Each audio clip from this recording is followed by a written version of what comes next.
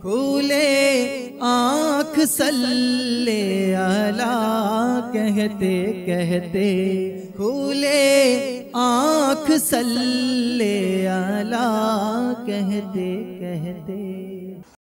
الحمدللہ رب العالمین والصلاة والسلام علی سید المرسلین، اما بعد فاعوذ باللہ من الشیطان الرجیم، بسم اللہ الرحمن الرحیم۔ الصلاة والسلام علیک یا رسول اللہ وعلی آلک و اصحابک یا حبیب اللہ۔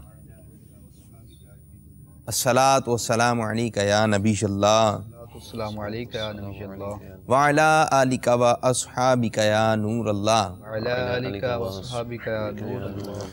میٹھے میٹھے اسلامی بھائیوں اور مدنی چینل کے ناظرین، سلسلہ کھلے آنکھ صلی علی کہتے کہتے میں آپ کو خوش آمدید، مرحبا، اہلا و سہلا، مرحبا۔ سلسلے میں ہوگا سب سے پہلے ایک سوال جو کہ میں اب شروع کرتا ہوں۔ سوال ہمارا یہ ہے کہ سب سے افضل پانی کون سا ہے؟ سلسلے کو مزید آگے بڑھاتے ہیں اور تلاوت کلام مجید شامل کرتے ہیں۔ اعوذ باللہ من الشیطان الرجیم،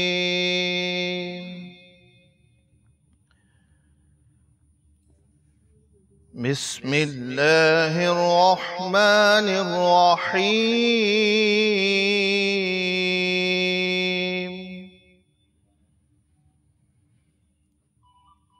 قد نرى تقلب وجهك في السماء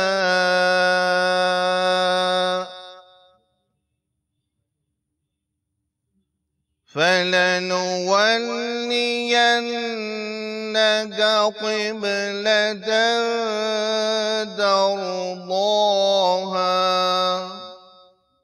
ایک مسلمان کی صبح کیسے ہونی چاہیے؟ نماز فجر سے ہونی چاہیے، تلاوت کلام مجید سے ہونی چاہیے، اچھی اچھی نیتوں سے ہونی چاہیے، نعتوں سے ہونی چاہیے۔ ذرے جھڑ کر تیری پیزاروں کے، ذرے جھڑ کر تیری پیزاروں کے، تاج سر بنتے ہیں سیاروں کے، تاج سر بنتے ہیں سیاروں کے، تاج سر بنتے ہیں سیاروں کے۔ مدنی چینل کے ناظرین، ہمارا ایک موضوع ہوتا ہے اور جس پر ہم گفتگو کرتے ہیں۔ آج دیکھتے ہیں مبلغ دعوت اسلامی کس موضوع کا انتخاب کیا ہے۔ جی قاری صاحب، آج انشاءاللہ عز و جل ہم گھر کے چور پر کلام کریں گے۔ کیا ہے یہ گھر کا چور؟ رشتہ داروں میں سے ہے؟ کیا ہے؟ کہاں کہاں ذہن جا رہا ہوگا؟ گھر میں ہی ہے موجود؟ بعض نے اس کو گھر کا بہدی بھی لکھا ہے۔ انشاءاللہ ضرور یہ ٹاپک جاری رکھیں گے۔ کچھ کالس لے لیں۔ میں کھاریاں سے بات کر رہا ہوں، میرا کوئی بھی کام کا سلسلہ نہیں بن رہا۔ جی انشاءاللہ عز و جل عرض کرتے ہیں۔ اچھا ایک بات یہ ہے، کوئی بھی کام نہیں بن رہا، ہمارے اسلام میں نے کہا کوئی بھی کام نہیں بن رہا، تو سانسیں چل رہی ہیں، اللہ تعالیٰ نے رزق عطا کیا ہے، وہ سارے کام ہیں کہ غور کریں گے تو بنے ہوئے، کہیں پریشانی ہے تو کہیں آسانی ہے، گھر میں ٹینشن ہے تو کیا ہوا، جہاں آپ جاب کرتے ہیں، کام کاج کرتے ہیں وہ اچھا چل رہا ہوگا، اسی طرح گھر میں اگر خوشحالی ہے تو کوئی باہر کوئی ٹینشن وغیرہ ہوگی، تو بہرحال سب پریشانیوں کا حل مدنی قافلے میں چل۔ جی حضرت، کیا ان کے لیے روحانی علاج ہے؟ ان کی خدمت میں میرے شیخ طریقت امیر اہل سنت، آپ نے اپنی مایہ ناز کتاب مدنی پنصورہ کے صفحہ نمبر 250 پر ایک وظیفہ تحریر فرمایا ہے۔ یا سمیع 100 بار جو روزانہ پڑھے اور اس دوران گفتگو نہ کرے اور پڑھ کر دعا مانگے، انشاءاللہ عز و جل جو مانگے گا پائے گا۔ کھولے آنکھ صلی علی کہتے کہتے۔ احمد رضا بھائی، کیا آج معلومات فراہم کریں؟ ہماری دلچسپ معلومات کے اندر ایک پرندہ ہے۔ پرندہ ہے؟ جی ہاں، کیا کیا چیزیں لاتے ہیں آپ بھائی؟ آج پرندہ ہے۔ ایسا پرندہ ہے جسے کئی انبیاء کرام علیہم السلام کی بارگاہ میں حاضری کا شرف حاصل ہوا ہے۔ سبحان اللہ، سبحان اللہ۔ یہ پرندہ حضرت سیدنا ابراہیم علیہ السلام کی بارگاہ میں بھی رہا۔ اچھا۔ اور یہ پرندہ جب فتح مکہ کا دن تھا تو اس وقت حضور علیہ السلام پر سایہ فگن بھی رہا۔ اچھا، اس نے سبحان اپنے اللہ۔ پروں سبحان سے اللہ۔ حضور علیہ السلام پر سایہ کیا تو حضور علیہ الصلوۃ والسلام نے اس پرندے کو برکت کی دعا سے نوازا، اور یہ وہ پرندہ ہے جسے بطور قاصد کے بھی استعمال کیا جاتا رہا۔ وہ پرندہ ہے جسے کہتے ہیں عربی میں حمام، حمام، انگلش میں کہتے ہیں پیجن، پیجن، اور اردو میں کہتے ہیں اسے کبوتر۔ کبوتر، یہ آ گیا ہے کبوتر۔ کبوتر کی کم و بیش 300 اقسام ہیں۔ اچھا، اور مدنی چینل کے ناظرین کے لیے یہ بات بڑی حیرت انگیز ہوگی کہ ان کے اندر اتنی صلاحیت موجود ہوتی ہے کہ جس شخص کا یہ چہرہ ایک دفعہ دیکھ لیتے ہیں کئی ماہ تک اس کا چہرہ نہیں بھولتے۔ سبحان اللہ، سبحان اللہ۔ اور اگر یہی وجہ ہے کہ یہ میسنجر کے طور پہ، قاصد کے طور پہ استعمال ہوتے تھے کہ بھائی فلاں کیا چھوڑ دینا، ورنہ پرندے کو کیا پتا بھائی، آپ نے اس کے ساتھ اگر خط باندھ بھی دیا، آپ اس کو بولے وہاں جا کے تو وہ غلط گھر میں اگر چھوڑ بھول کے جائے گا تو کیسے پہنچائے گا؟ اچھا، یہ ہے کہ یہ خط وغیرہ پہنچاتے تھے، جی جی جی، مکتوب وغیرہ۔ اگر اس کو پکڑ کر 1000 کلومیٹر دوری کے فاصلے پر چھوڑ دیا جائے تو پھر وہاں سے یہ اپنے مالک کے گھر کو بھی تلاش کر لیتا ہے۔ اور اس کے اندر اتنا شعور ہے اس کے اندر، اگر اس کو اپنے مالک سے 3 سال تک دور رکھا جائے، 3 سال تک دور رکھا جائے، اور پھر اس کو موقع ملے آزاد ہونے کا، تو پھر بھی اس کے باوجود اپنے مالک کے گھر کو تلاش کر لیتا ہے۔ ماشاءاللہ، ماشاءاللہ، بڑی اچھی معلومات آپ فراہم کر رہے ہیں۔ تو اگر یہ کبوتر خواب میں نظر آئیں تو اس کی تعبیر کیا ہوگی؟ تو آئیے مدنی گلدستہ کیا ہے، آئیے ملاحظہ کریں۔ اگر کوئی شخص یہ دیکھتا ہے کہ کبوتر کا جو گوشت کھا رہا ہے، کبوتر کو کھانا، اس کے گوشت کو کھانا، تو اس کی تعبیر کیا ہوگی؟ بالکل، بڑا لذیذ ہوتا ہے اس کا گوشت۔ کھایا ہے آپ نے؟ اور سنا ہے، سنا ہے جی، جنہوں نے کھایا ان کو پتا ہوگا کہ بڑا اچھا ہوتا ہے۔ تو مشہور ہے کہ اس کا گوشت کافی لذیذ ہوتا ہے۔ اچھا، یہ حلال اس میں سے؟ ہاں جی، حلال پرندوں میں سے ہے۔ تو کبوتر کا گوشت کھاتے ہوئے دیکھنا، اس کی تعبیر یہ ہوتی ہے کہ وہ شخص اپنی زوجہ کے مال سے نفع حاصل کرے گا۔ تو کیا کچھ نہیں مل رہا آپ کو مدنی چینل سے؟ کیا کچھ نہیں مل رہا آپ کو؟ سلسلہ کھلے آنکھ صلی اللہ کہتے کہتے خواب کی تعبیریں بھی ہیں، روحانی علاج بھی ہیں۔ آپ نعت کی فرمائش کرنا چاہیں، نعت کی فرمائش بھی ہے۔ کبوتر کی بات ہو رہی تھی، اور جو مدینے کا کبوتر ہے اس کی بات ہی ہو رہی ہے۔ سبحان اللہ، سبحان اللہ۔ چونکہ ہمیں پیارے آقا سے محبت ہے، اور ان کے صدقے میں ان سے نسبت رکھنے والی ہر شے سے محبت ہے۔ سبحان اللہ، سبحان اللہ۔ تو امیر اہل سنت جو مدینہ طیبہ کے کبوتر ہیں ان کے بارے میں کیسے جذبات رکھتے ہیں؟ وہ مدینے کے پیارے کبوتر جب نظر آئے تجھ کو برادر، ان کو تھوڑے سے دانے کھلا کر، ان کو تھوڑے سے دانے کھلا کر، تو سلام میرا رو رو کے کہنا، کھولے آنکھ صلی اللہ کہتے کہتے۔ اب کچھ ہم اپنے سلسلے میں شامل کرتے ہیں سیگمنٹ اللہ عز و جل کی نعمت۔ تو آج کس نعمت کے بارے میں تذکرہ کرنا جا رہے ہیں؟ کیا ہے؟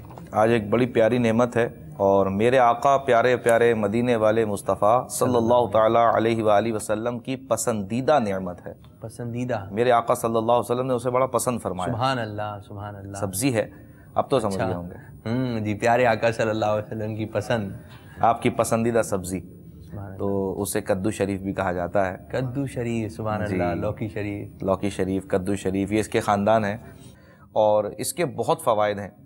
یہ تاثیر میں جو ہے نا، وہ جو گرم چیزیں ہوتی ہیں نا، ان کی تاثیر کو بھی ٹھنڈا کر دیتی ہے۔ اب مثال کے طور پر میں نے گوشت پکایا، اب گوشت کی تاثیر گرم ہوتی ہے، اور ویسے بھی بہت زیادہ گوشت نہیں کھانا چاہیے، تو اب وہ جو کھا رہا ہوں میں، اس کی تاثیر کو بھی اگر میں چاہتا ہوں کہ معتدل ہو جائے، وہ بالکل درمیانی ہو جائے، موڈریٹ ہو جائے، تو اس کے لیے بہتر یہ ہے کہ میں اس کے اندر کدو شریف ڈال دوں۔ انسان کے جسم میں خاص طور پہ گرمیوں میں اگر پانی کی کمی آ جائے، زیادہ پسینہ نکل جانے کی وجہ سے، تو یہ وہ سبزی آپ کھانا رہیں، لیکن یہ آپ کے جسم کے اندر کی پانی کی کمی کو بھی دور کر رہا ہوتا ہے۔ اسی طرح اس کے اندر فائبر ہے، اس کے اندر وائٹامن سی ہے، اس کے اندر وائٹامن بی کمپلیکس ہے، کیا بات ہے، اس کے اندر ریبوفلیوبن ہے، اس کے اندر زنک ہے، اس کے اندر تھائیمن ہے، اس کے اندر میگنیشیم ہے، اس کے اندر میگنیز ہے، اس کے اندر کاربوہائیڈریٹس، لوکی ہو جائے جی، لوکی۔ یہ سب اچھا، کیا کلو ہے بھائی؟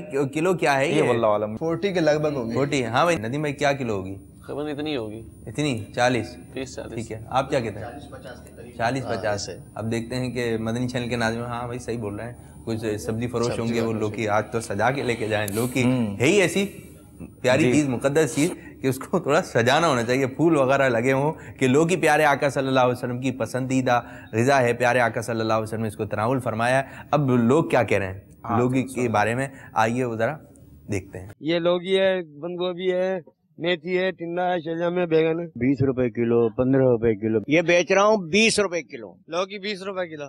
فائدے آج سب سے بڑا فائدہ تو یہ ہے کہ یہ ٹھنڈی ہوتی ہے، جگر کو صاف کرتی ہے. دوسری بات یہ کہ سنت رسول ہے. لوکی ماشاءاللہ ہمارے حضور پاک نے کھائی ہے. لوکی میں بہت فائدے ہیں، یہ نبی کریم صلی اللہ علیہ وسلم کو یہ پسند ہے. وہ خون کو مزید ٹھنڈا کرتا ہے. جیسے گرم خون ہوتا ہے، میدا خراب ہو جاتا ہے تو میدے کو ٹھنڈا کرتا ہے. اس سے نا، اس سے پیٹ کے مطلب بیماریاں دور ہوتی ہیں، اور یہ ٹھنڈی غذا ہے، اس کو کھایا اچھا لگتا ہے. لوکی بہت مفید چیز ہوتی ہے پیٹ کے جملے امراض کے لیے. اس کا حلوہ بھی بنا سکتے ہیں آپ. دوسرا یہ کہ ٹھنڈی ہے، گرمیوں کے اندر یہ زیادہ فائدہ مند ہے. لوکی دوائی ہے، میں تو کہیں گے یہ سنت رسول ہے، وہ سنت رسول سمجھ کر کھاؤ گے تو انشاءاللہ تم کو فائدہ بھی ہوگا، تم کو اجر و ثواب بھی ملے گا. اس میں 70 بیماری کو آٹومیٹک علاج ہے. ٹھنڈی ہے اور ہر موسم میں کھائی جاتی ہے لوکی. اور اس میں اگر کڑوی لوکی ہو تو اندرونی بخار جو ہوتا ہے وہ ختم ہو جاتا ہے. کراچی میں سندھ سے آ رہی ہے، پنجاب سے آ رہی ہے. اور یہ کہ اس کا رائتا وغیرہ بناتے ہیں، پورے سال آپ کھا سکتے ہیں. جی ہاں، گول والے ایک دونوں لوکیاں ہیں. اچھا جی، لوکی کے بارے میں ہم نے افادیت اس کی معلوم ہوئی اور کافی اچھی معلومات آپ نے فراہم کی مدنی چینل کے ناظرین کو.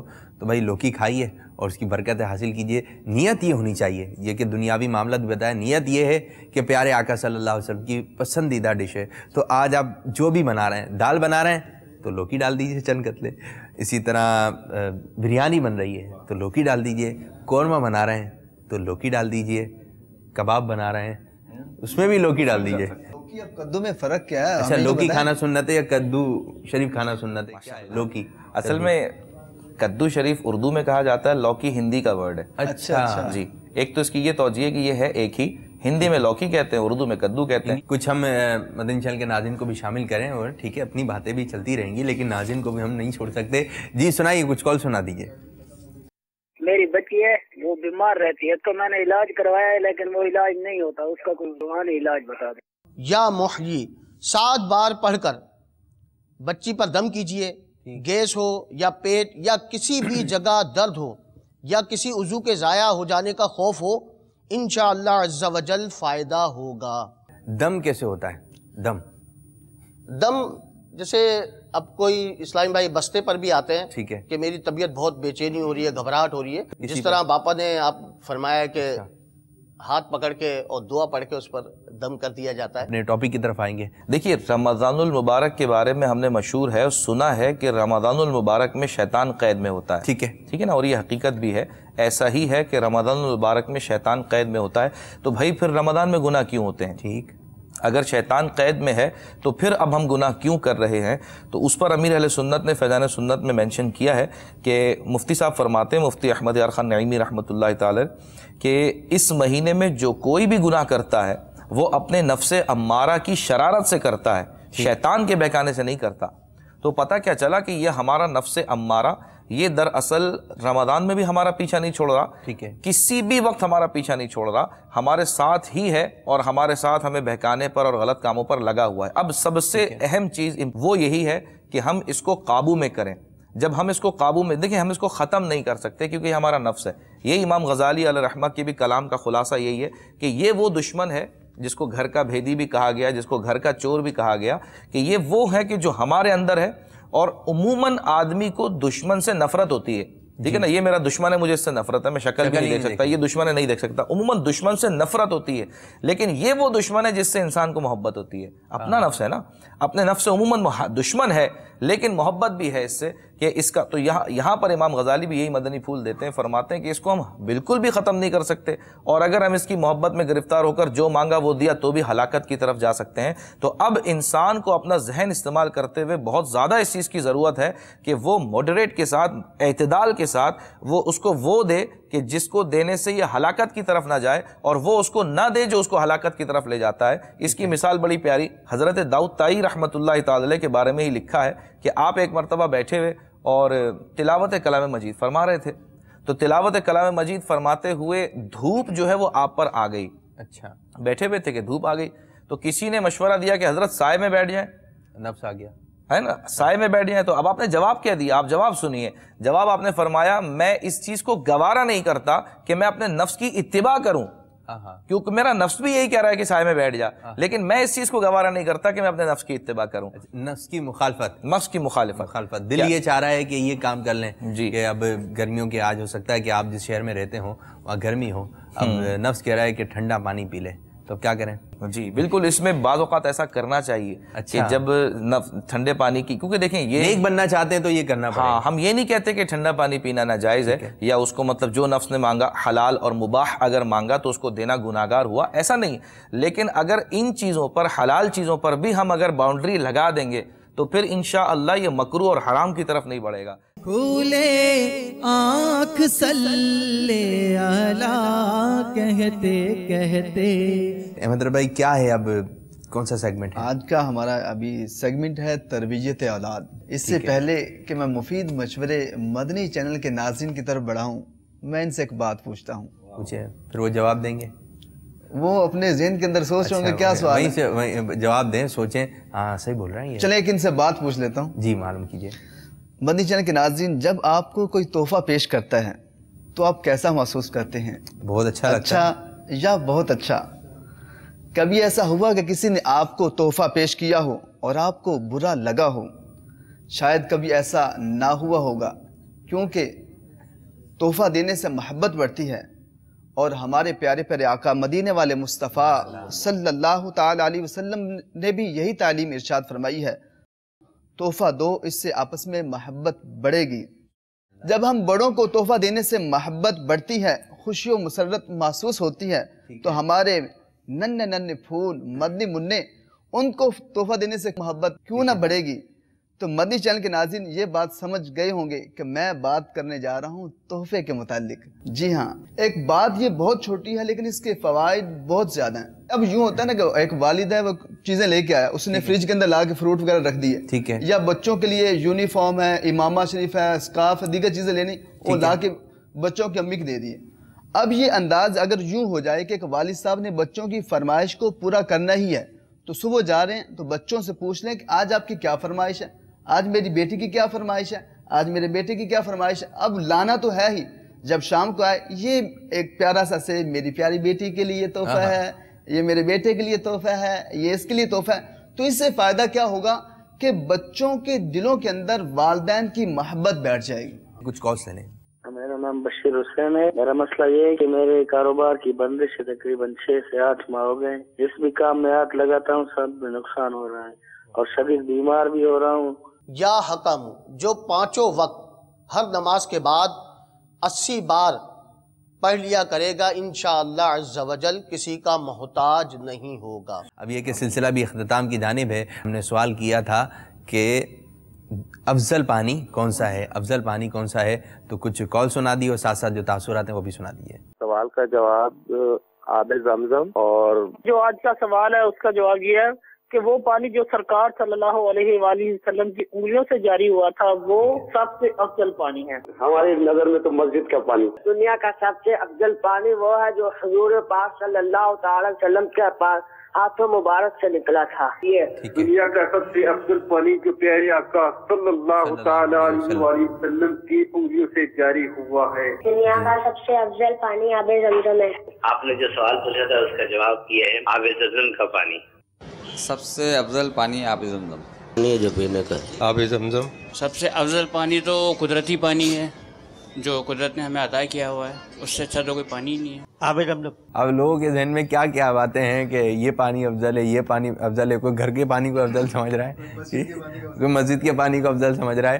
لیکن اس کا جواب یہ ہے کہ وہ پانی جو پیارے آقا صلی اللہ علیہ وسلم کی انگلی مبارک سے جاری ہوا وہ پانی سب سے افضل ترین پانی ہے. اعلیٰ رحمۃ اللہ علیہ شعر ہے نا, انگلیاں ہے فیض پر ٹوٹے ہے پیاسے جھوم کر ندیاں پنجاب رحمت کی ہے جاری ہوا ندیاں پنجاب رحمت کی ہے جاری ہوا۔ اللہ عز و جل ہمارے سلسلے کو اپنی بارگاہ میں قبولیت کا درجہ عطا فرمائے، آمین بجاہ نبی الامین صلی اللہ تعالی علیہ وآلہ وسلم۔ کھولے آنکھ صلی اللہ کہتے کہتے، کھولے آنکھ صلی اللہ کہتے کہتے۔